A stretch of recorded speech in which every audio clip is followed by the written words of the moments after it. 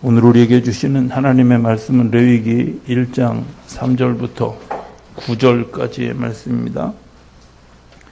레위기 1장 3절부터 9절까지의 말씀, 이 계시의 말씀을 봉독하는 동안에 살아계신 하나님의 음성을 친히 들으실 수 있게 되기를 바랍니다. 그 예물이 소의 번제이면 흠없는 수컷으로 회막문에서 여호와 앞에 기쁘게 받으시도록 드릴지니라. 그는 번제물의 머리에 안수할지니 그를 위하여 기쁘게 받으심이 되어 그를 위하여 속죄가 될 것이라. 그는 여호와 앞에서 그 숫송아지를 잡을 것이요 아론의 자손 제사장들은 그 피를 가져다가 회막문 앞 제단 사방에 뿌릴 것이며, 그는 또 번제물의 가죽을 벗기고 각을 뜰 것이요 제사장 아론의 자손들은 제단 위에 불을 붙이고 불 위에 나무를 버려놓고, 아론의 자손 제사장들은 그 뜬 각과 머리와 기름을 제단 위에 불 위에 있는 나무에 버려놓을 것이며, 그 내장과 정강이를 물로 씻을 것이요 제사장은 그 전부를 제단 위에서 불살라 번제를 드릴지니 이는 화제라. 여호와께 향기로운 냄새니라. 아멘. 오늘부터 레위기를 이제 같이 묵상하게 되었습니다. 레위기의 추억이 있는 사람들이 있을 거라고 생각이 되어집니다. 저는 레위기 곧 잠이었습니다. 레위기만 읽다 보면 왜 이렇게 잠이 오는지. 1장부터 5장까지 내용을 읽어가다 보면 이게 그 소리가 그 소리 같고 저 소리가 저 소리 같은데 도대체 이게 뭐야? 성경을 전체로 강의하면서 제일 걱정스럽게 생각하는 그런 그 구절 중에 하나가 이 레위기와 그다음에 역대상하입니다. 역대상하는 역사를 있는 그대로 기록해놔서 도대체 거기서 말씀을 뭘 찾아야 되나 이런 고민을 이제 하게 되죠. 오늘 레위기 1장부터 5장까지는 제사에 관한 이야기가 나옵니다. 오늘은 번제, 다음 주는 소제, 그 다음 주는 화목제, 그 다음 주는 속죄제, 그리고 그 다음 주 속건제, 이렇게 5개. 제가 아까도 얘기했지만 그게 그거 같습니다. 그런데 굉장히 다릅니다. 그리고 그 5개의 제사, 5개의 예배가 굉장히 중요한 의미를 가지고 있습니다. 이 제사에 관한 공부를 신학교에서 가르쳐 준 적이 없습니다. 그래서 공부를 저 나름대로 찾았습니다. 정말 감사한 건 레위기를 주제로 설교한 설교도 별로 없다는 겁니다. 그래서 할 수 없이 이제 그 전문 서적들을 찾아서 공부를 할 수밖에 없는 그런 상황들이 일어나게 되어졌습니다. 오늘 번제 얘기를 좀. 번제 얘기하기 전에 굉장히 중요한 몇 가지 단계가 있습니다. 창세기, 출애굽기, 레위기, 민수기, 신명기를 흔히 모세오경이다, 토라라고 이렇게 이야기합니다. 제가 이따 끝에 토라를 좀 다시 설명을 하겠지만, 어찌됐든 이 토라라고 하는 모세오경은 굉장히 의미 있는 순서대로 되어져 있습니다. 창세기는 시작의 책입니다.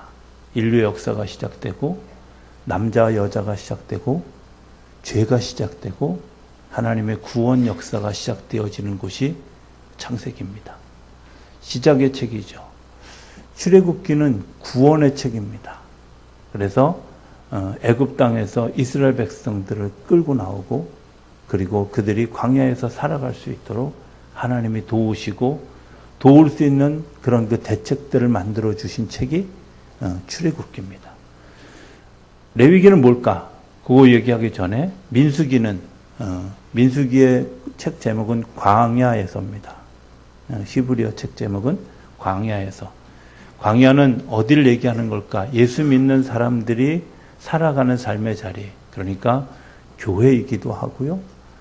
교회와 더불어서 내가 세상에서 살아가는 삶의 이야기들, 그런 것들이 민수기에 기록되어 있는 내용입니다.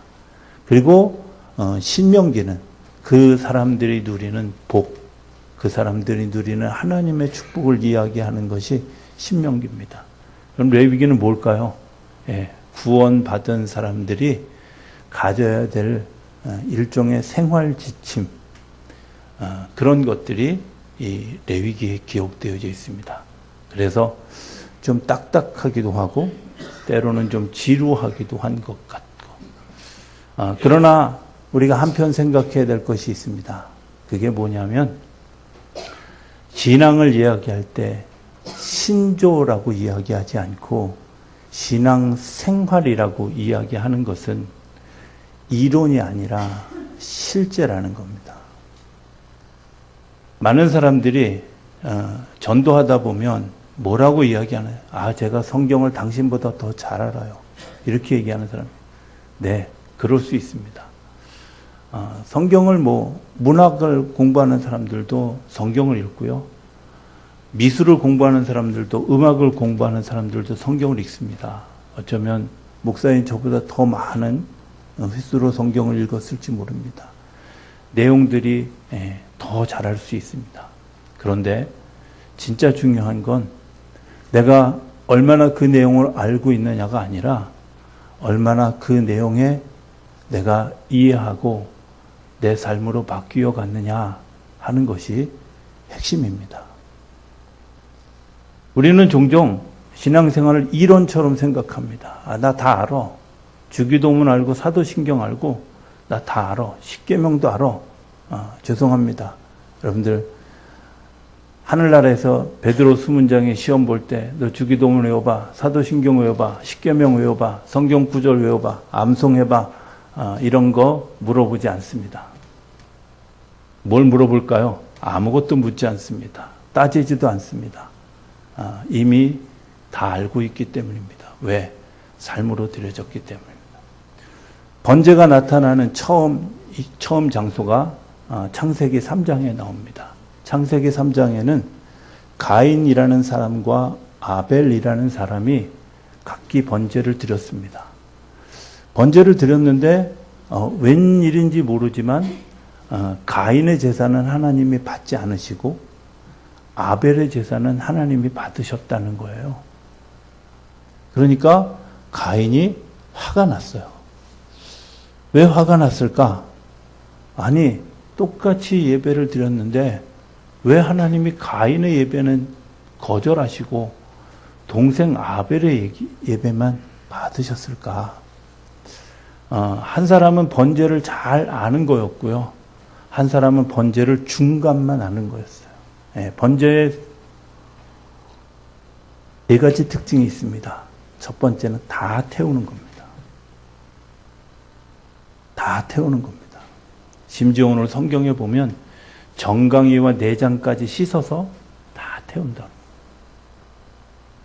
온전히 나를 드리는 것이 번제입니다. 예배입니다. 예배 드리는 시간에 설교하는 시간에 또 혹은 찬송하는 시간에 기도하는 시간에 머릿속에는 딴 생각하고 있다면 여러분들 그 온전히 태워지는 게 아닙니다. 내가 이 삶의 순간 굉장히 집중하고 최선을 다하는 그런 예배, 그게 전체를 태우는 번제입니다. 가인과 아벨은 둘이 똑같이 다 태웠습니다. 그리고 올려보냈습니다. 두 번째, 번제의 특징은 뭐냐면 하나님이 향기를 받으시는 겁니다. 번제물이 태워질 때 그 번제물을 정강이라 내장을 깨끗이 씻는 이유는 번제물이 태워질 때에 그 태워지는 냄새를 주님께서 받으신다는 거예요. 그래서 이사야서에 너희들이 드려지는 그 많은 제물, 너희들이 드려지는 그 많은 제물들에 대해서 나 받고 싶지 않아. 냄새 지겨워. 왜? 너희들이 그렇게 씻어지지 않은, 다듬어지지 않은, 쪼개지지 않은 나 그런 예배를 받고 싶지 않아. 너의 삶하고 전혀 관계없는 형식만 드리는 예배를 내가 받고 싶지 않아. 이렇게 얘기하는 겁니다. 그래서 하나님 뭐라고 얘기하느냐? 이사야 선지자를 통해서 너희 죄가 주홍 같을지라도 너랑 나와서 만나서 얘기 좀 하자. 얼굴과 얼굴을 대면하고 얘기 좀 하자. 이렇게 이야기한 이유가 거기에 있습니다. 세 번째, 가인과 아벨이 드렸던 정말 중요한 차이점이 있습니다. 그게 뭐냐? 삶이라는 겁니다. 삶. 왜 가인의 제사는 받으시고 가인의 제사는 받지 않으시고 아벨의 제사는 받으셨습니까? 묻는데 가인에게 대해서 하나님이 분명하게 이야기하는 내용이 성경에 나옵니다. 창세기 한번 찾아봅시다. 그 부분은 좀 우리 창세기 4장입니다.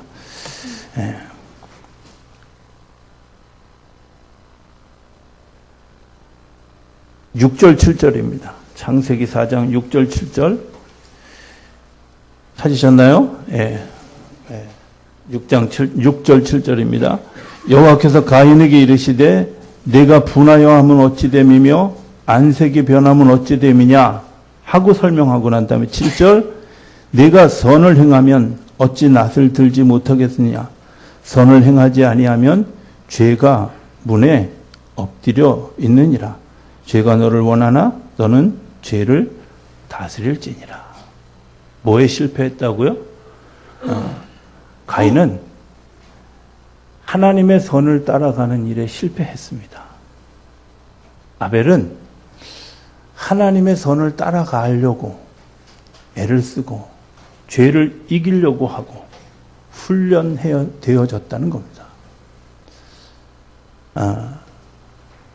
인생이 살아가면서 꼭 읽어야 될 책 3가지가 있다고 이야기합니다. 3가지 종류입니다. 책 3개가 아니라. 첫 번째는 베스트셀러입니다. 베스트셀러는 그 시대에 가장 많이 읽혀지는, 바꿔 얘기하면 오늘을 살아가는 사람들과 더불어서 대화하고 이 시대가 어떤 것을 바라보고 가는가 하는 것에 대해서 알고 싶으면 그 시대의 베스트셀러를 읽으셔야 됩니다. 네. 표정들이 이상해요. 그죠? 네. 그런데 그 베스트셀러가 때마다 변하죠. 그죠? 때마다 변합니다. 심지어 요즘에 교보문고나 이런 서점에 가면 순위가 있잖아요. 1위부터 10위까지 순위가 있어요. 그런데 보면 어떤 책은 2년째, 3년째 계속 베스트셀러 1위에 올라있는 책이 있는가 하면 어떤 책은 1위에 올라갔다 갑자기 급전직하해서 랭킹에도 보이지 않는 책들이 있어요. 그런데 세대와 세대를 넘어서 베스트셀러가 된 책들을 뭐라고 얘기하면 고전이라고 얘기합니다. 그것은 그만큼 세대와 세대를 넘어서서 읽는 책들이죠. 그래서 우리가 고전을 읽는 거 굉장히 중요합니다. 제가 사순절에 읽는 책을 이렇게 중간중간 섞습니다. 최근의 베스트셀러와 그 다음에 고전과 그리고 다시 베스트셀러와 고전과 눈치채신 분들은 눈치채셨겠지만 제가 비교적 그렇게 중간중간 샌드위치처럼 책을 선정해서 여러분들이 읽도록 요청을 하는 겁니다. 세 번째 책이 뭐냐면 경전이라는 겁니다. 경전이라는 말, 지금 우리가 읽고 있는, 우리가 가지고 있는 성경도 사실은 경전 중에 하나입니다. 동서양의 경전을 뜻하는 그런 그 단어들이 있습니다. 동양에서 쓰는 경전이라는 단어는 수트라라고 합니다. 수트라가 뭐냐면 사람들이 삶을 살면서 지혜가 떠오르거나 신의 계시라고 느껴지는 아주 좋은 것들을 어디에 기록했냐면 대추야자 나무 잎에다가 기록을 하기 시작했어요. 왜? 요즘처럼 종이가 있고 이런 게 아니라, 근데 그런 것들을 이제 다 낱장 보관하는데 이것들을 모아놓은 책을 수트라라고 그래요. 그렇게 해서 하나의 책이 되도록 그걸 경전이라고 이야기 부릅니다. 이 경전이라는 말 속에 보면 경전할 때 경자의 앞에 보면 실사자가 있습니다. 실사자, 그러니까 실로 묶어 놓았다. 이런 뜻도 되고요. 마치 실처럼 풀어 놓았다. 이런 뜻도 됩니다. 그리고 그 속에는 끊어지지 않는 길이라고 하는 의미도 포함되어져 있습니다. 바꿔 얘기하면 경전은 길을 잃어버린 사람들이 길을 찾아가는, 또 길을 발견하지 못한 사람들이 길을 발견해가는 그런 의미가 그 안에 담겨져 있습니다. 그걸 서양에서는 캐논이라고 이야기합니다. 캐논이라는 말은 라틴어인데요. 길이를 재기 위한 자, 혹은 아모스서에 나오는 뭐죠? 갑자기 다림줄 같은 것을 의미하는 것이 캐논이라고 하는 경전입니다. 우리가 잘 아는 것처럼 유대인의 경전은 토라입니다. 토라가 뭐라 그랬죠? 모세 오경으로 대표되어지는 토라. 그 속에는 10계명이 가장 핵심이고요. 613가지의 인생을 살아가면서 어떻게 인생을 살아가야 되는지를 가르쳐주는 책이 이 토라입니다. 토라라는 말의 근본적인 의미는 야라라고 하는 히브리어 동사에서 파송되어졌는데, 이 야라라는 말의 뜻이 뭐냐면 관역에 활을 쏘고 명중시키는 것을 얘기합니다. 그러니까 인생을 가장 잘 사는 방법이 뭐냐? 그것은 내가 활을 쏘는데 어떻게 명중시키는 겁니다. 좀 이해가 안 가죠?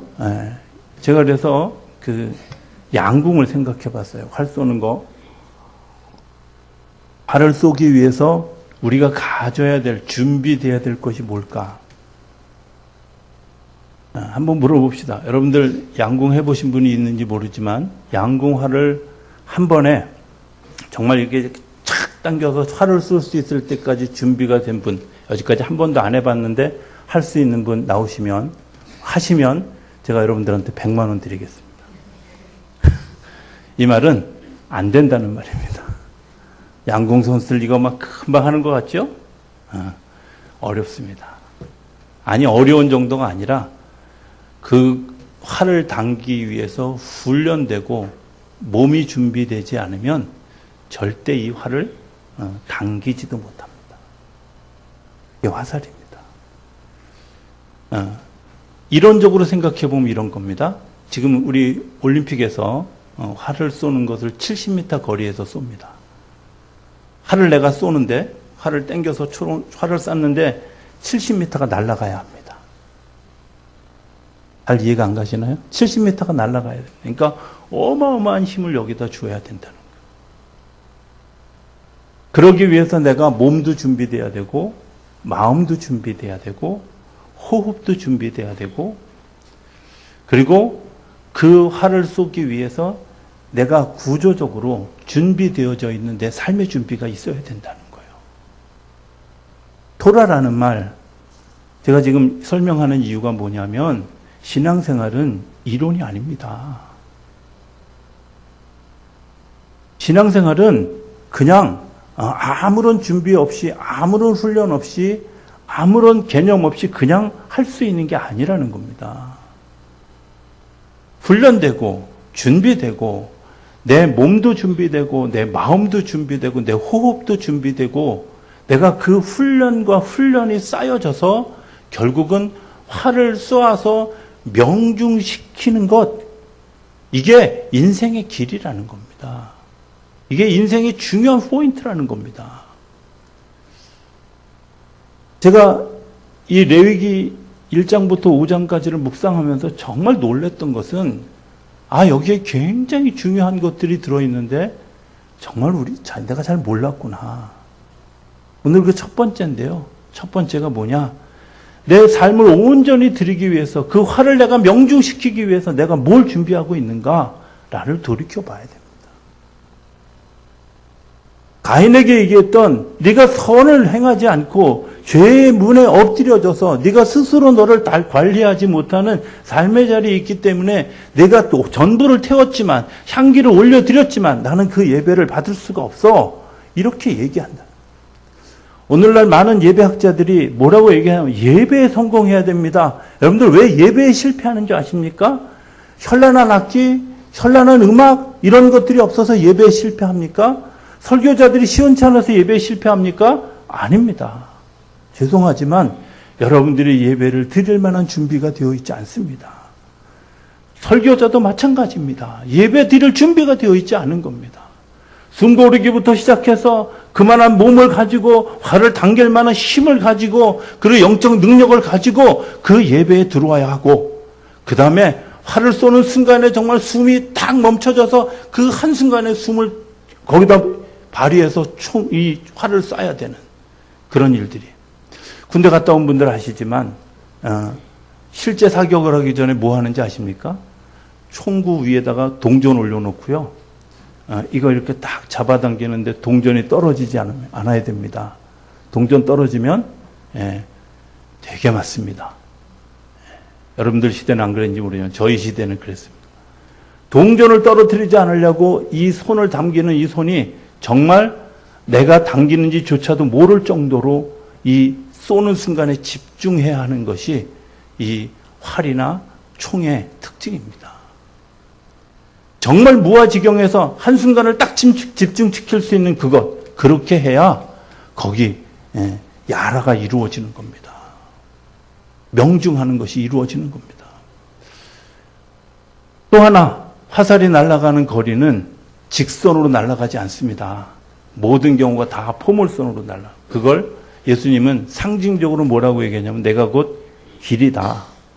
내가 곧 그 히라보 성경에 보면 그거를 내가 곧 토라다라고 하는 의미로 거기에 가로치고 돼 있어요. 내가 길이다는 게 뭐냐? 내가 화살이 날아가는 길, 명중시키는 그 길이다 이겁니다. 내가 진리라는 게 뭐냐? 그것들을 다 준비시켜 놓은 그런 일들이다. 이렇게 얘기합니다. 생명이라는 것이 뭐냐? 내가 너희들의 그 모든 것들이 준비되기 위한 그 모든 과정이다. 즉 예수 그리스도를 통하지 않고는 우리가 토라에 들어갈 수 없다는 거예요. 예수님 그 생명의 길을 발견할 수 없다는 거예요. 여러분들 그 일들이 이루어지지 않은 또 다른 반대말, 하마르티아라고 하는 말이 그 소위 죄를 짓는 겁니다. 죄를 짓는 건 뭐냐? 관역을 명중시키지 않는 겁니다. 또 다른 의미는 뭐냐면 길을 잃어버리는 걸 얘기하는 거죠. 길을 잃어버렸다는 것이 뭘까? 내가 살아가야 될, 각자가 살아가야 될 고유한 길이 있다고 생각하지 않거나 아니면 그 길을 알더라도 최선을 다해서 걸어가지 않는 것, 그게 죄입니다. 그걸 하마르티아 혹은 하타라고 이야기하는 거죠. 저는 놀라운 것, 토라는 결과에 대해서, 목적지에 대해서 우리에게 강요하지 않습니다. 제가 레위기를 다시 이번에 강의하려고 1장부터 끝에까지를 제가 쭉 읽어오고 다시 1장 하나하나를 오면서 정말 놀랬던 일은 목사님들이 실수하는구나. 어쩌면 사랑하는 마음에서 얘기하는 것일지도 모르지만 실수하는구나. 성경은 어디에도 나를 믿어라. 어디에도 나를 따라와라. 어디에도 너 이렇게 해야만 된다. 라고 강요하는 구절이 단 한 구절도 없다는 거예요. 그냥 가르쳐주고 그냥 선포해주고 믿든지 말든지 따라오든지 말든지 그건 누가 결정한다고요? 내가 결정하는 거예요. 내가 결정하는 거예요. 따라오든지 안 오든지 믿든지 말든지 하든지 말든지 그거는 하나님은 우리에게 보여줄 수 있는 정보를 다 제공해주고 할 수 있는 것들을 다 해주고 심지어 당신의 아들까지도 세상에 보내서 죽게 하시고 구원의 길을 다 보여주시고 그리고 그 길을 보여주고 난 다음에 믿든지 안 믿든지는 누가 결정한다고요? 내가 결정하도록 내버려 두죠. 예배를 잘 드릴 수 있는 길을 가르쳐주지 않았다면 그것은 제가 잘못한 겁니다. 그러나 예배를 드리는 방법을 가르쳐 주었는데도 불구하고 예배를 드리지 않는 책임은 저에게 있는 것이 아니고 여러분들에게 있다는 겁니다. 저는 이렇게 생각합니다. 토라는 자신의 삶을 깊이 그리고 섬세하게 관찰해서 최선의 삶을 모색하는 과정이다. 이렇게 믿습니다. 여러분들 동의되십니까? 토라는 우리보다 앞서간 사람들이 왜 그 길을 헤매고 또 어떻게 그 길을 찾았고 그리고 어떻게 그 길을 걸어갔는지를 보여주는 다큐멘터리라고 생각합니다. 또 그 여행을 하려는 사람들에게 보내주시는 초청장이다. 저는 이렇게 믿습니다. 신약 성경에 나오는 이 번제와 적당한 이해 하나를 제가 예수님의 비유로 설명하신 이야기를 하고 설교를 마치려고 합니다. 성경에 우리가 잘 아는 누가복음에 나오는 부자와 나사로의 이야기입니다. 부자와 나사로의 이야기. 나사로가 예수를 잘 믿었다. 뭐 그런 얘기 없습니다. 그런데 신기한 것은 부자는 이 땅에서 내가 누릴 거 다 누리고 살아가는데 그가 죽었는데 천국에 가지 못하게 되어졌고 나사로는 내가 이 땅에서 누릴 거 다 누리지 못하고 정말 비굴하게 비참하게 살았는데 무슨 일인지 모르지만 하나님의 나라에 들어가게 되어졌어요. 부자가 가서 보니까 나사로는 저기 가 있는데 나는 이 험난한 곳에 있는 거예요. 그래서 이야기합니다. 왜 저 사람이 저기 갔습니까? 이렇게 따질 계제가 아니라는 겁니다. 왜 저 사람만 특별히 이뻐하십니까? 그거 따질 계제가 아니라는 겁니다. 그 상황에 가면 어떤 것이 진짜 기도가 되냐면 내가 구원받지 못했을지라도 내 자녀들은 구원받게 해야 되겠다는 마음이 이 부자의 마음에, 그 완악한 부자의 마음에 들게 되었다는 거예요. 그래서 요청을 합니다. 뭐라고 요청하냐면 저 나사로를 땅에 보내서 우리 자녀들에게 이 사실을 좀 알게 해 주십시오. 이 사실을 좀 가르쳐 주십시오. 그래서 우리 자녀들은 이곳에 오지 않도록 좀 해 주십시오. 조치를 취해 주십시오. 그렇게 요청을 하는 거예요. 진짜 요청은 어떤 것이 요청인지 아십니까? 왜 저 사람이 구원받았습니까? 왜 나는 지옥에 왔습니까?가 요청이 아니라요. 하나님, 앞으로 되어질 이 일을 주님 도와주십시오. 이루어 주십시오. 이끌어 주십시오. 이게 기도입니다. 그런데 뭐라고 대답하냐면 이미 선지자들을 보내서 이미 예언자들을 보내서 이미 하나님의 나라를 아는 사람들을 통해서 이미 너에게 다 들려주었다는 거예요. 이미 선포했는데 우리가 받아들여지지 않았다는 거예요. 번제를 세 가지로 이야기했습니다. 하나는 자기를 온전히 태워야 되고 내 향기가 하나님 나라에 올라가야 하는데 내 전부가 드려져야 되는데 내 전부가 드려지지 않고 일부만, 조금만. 우리가 정말 토라에 접근하지 못하는 우리의 삶의 일부만 드려진 것 때문에 하나님이 오늘 우리의 예배를, 우리의 번제를 바라보면서 내가 너의 예배를 받을 수 없다고. 내가 너의 예배를 받을 수가 없다고. 내가 너의 예배를 받을 수 없다고 말씀하고, 저는 저와 여러분들이 진정한 번제를 드릴 수 있는 하나님의 사람들이 될 수 있게 되기를 기대합니다. 훈련하고 준비되어 있지 않으면, 내가 그것에 대해서 최선을 다하지 않으면 우리는 결코 그 길에 이룰 수 없습니다. 오늘 이 시간에 우리 잠깐 기도하기를 원하는데, 하나님, 내가 진정한 번제를 드릴 수 있는 하나님의 사람이 되어지기를 원합니다. 하나님께 상달되어지는 예배를 드리는 예배자이기를 원합니다. 하나님, 나를 인도해 주십시오. 나를 도와주십시오. 우리 같이 기도하는 시간 갖겠습니다. 기도합니다.